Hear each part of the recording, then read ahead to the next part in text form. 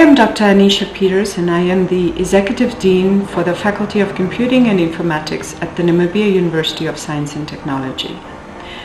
I'm a Namibian and I grew up in a very poor household of 4 children.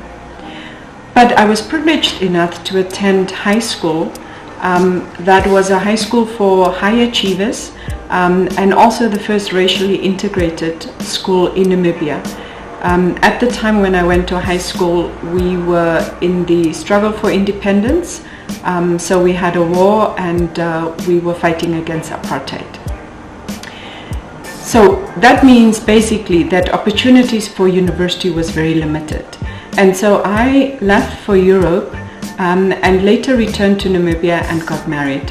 When I had my first child, I was thinking that for her, I wished that one day she would have a PhD degree. But then I thought, well, hang on, if I want her to have a PhD degree, but the mother doesn't even have a degree, then how can that be? So then I pursued evening studies and I completed my first 2 undergraduate degrees at the current university where I'm dean at. During the time that I did the undergraduate degrees, I actually excelled a lot in my studies and I completed both degrees cum laude.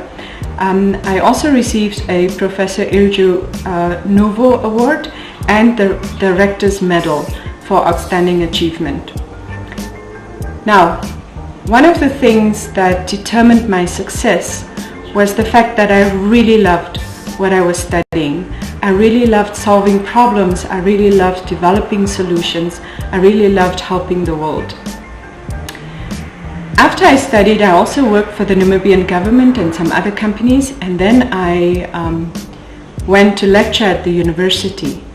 I then received a prestigious scholarship to go and do PhD studies in the US under the International Fulbright Science and Technology Award and later on also under the Schlumberger Faculty for the Future Women in Science Award. I did a PhD and a master's degree in human-computer interaction at the Virtual Reality Application Center at Iowa State in the United States.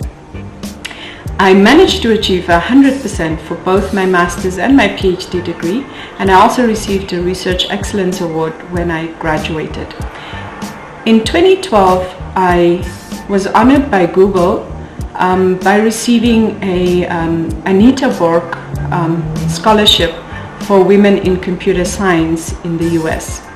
I also received several other awards, including 2 prizes from Boeing for outstanding achievement in research. During the time in the US, I also worked in Silicon Valley as a user experience researcher for a brief period of time before I actually went to Oregon State University to work as a postdoctoral scholar.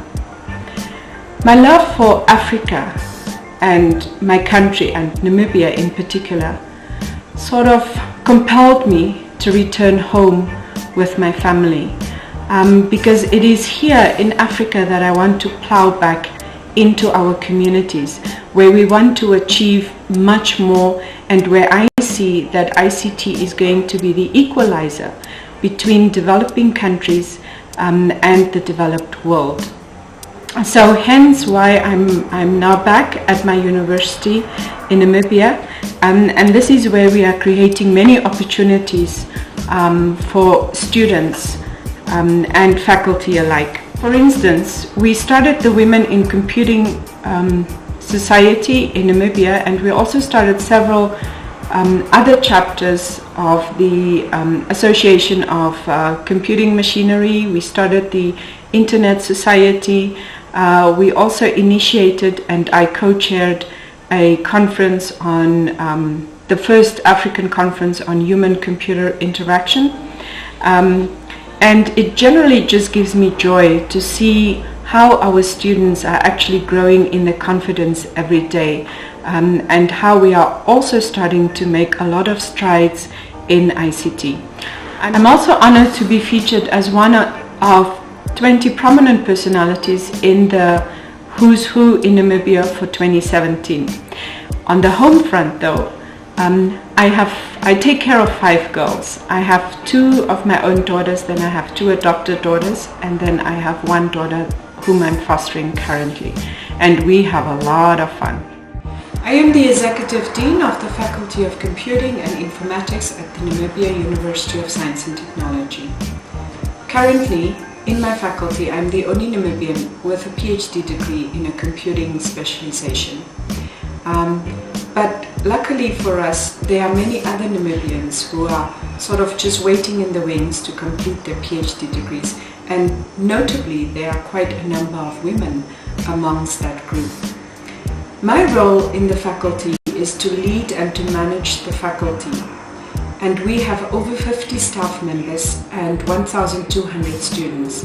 I set the vision for the faculty, and I also ensure that our quality of qualifications and student output is aligned nationally and internationally, and our research is relevant. And currently my university is actually pushing towards more applied research, and that is the direction that we're taking. And I'm glad to report that we are making very, very good strides, and we are internationally recognized for our research in my faculty. There are so many of those stories to tell. But I took a course in ICT in 1991, and I fell instantly in love with computers, because I could do almost anything with computers. I could solve problems, I could fix computers, we could develop more productive solutions, and I could also peer into other people's networks. At the time we were taught to sort of do that as part of the lessons. It was so cool to sit on one spot and be transported to another at the touch of a button. For me, anything that the sun touches is in our domain, because every discipline needs IT. For girls to be successful, they only need to believe in themselves and take up the opportunities. Of course, at school level, they need to have math and science. But most importantly, they should never doubt that they can be successful. And remember that if at first you fail, you get up and you try again. Because the nature of ICT is that you work often on a trial and error basis, which means that you try out something, you fail, and you just try again, and that will take you closer to the solution. So therefore, you have what it takes to make it in ICT already.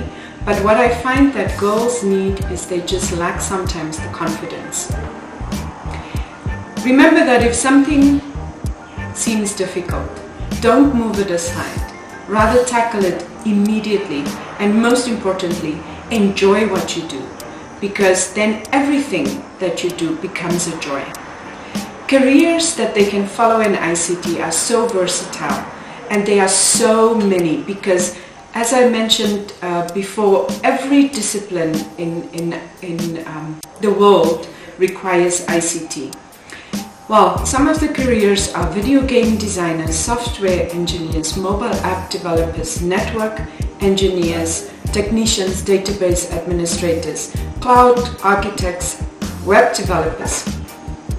And then the next set of ICT careers that the world will be looking at, and where we will have some shortages, is of course still software and mobile developers, but also artificial intelligence, machine learning, data science, robotics, cybersecurity experts, digital forensics experts, human-computer interaction and user experience experts, health IT specialists. Those are some of the careers that they should be looking out for. Don't believe the myths about computer science.